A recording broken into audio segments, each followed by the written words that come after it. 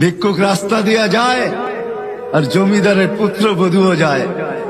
একজন সামনের থেকে আসতেছে, একজন সামনের দিকে যাইতেছে।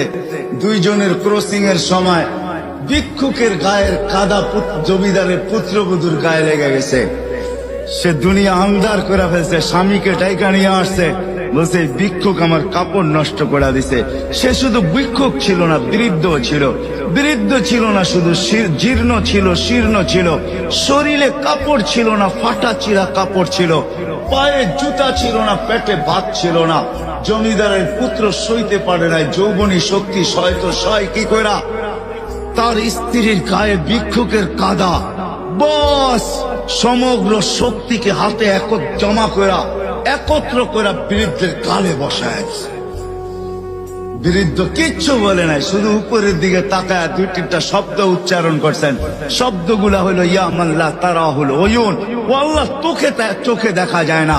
ও তারা কুল্লা শাই, তুই সব দেখিস। ফারা তারা মা বি, তুই কি দেখিস না আমার সাথে কি ঘটতেছে? এটা কি দেখিস না? বলতে দেরি যুবক, মরতে দেরি হয় নাই। জমিদার চলে আসছে, প্রতিশোধ নিবে।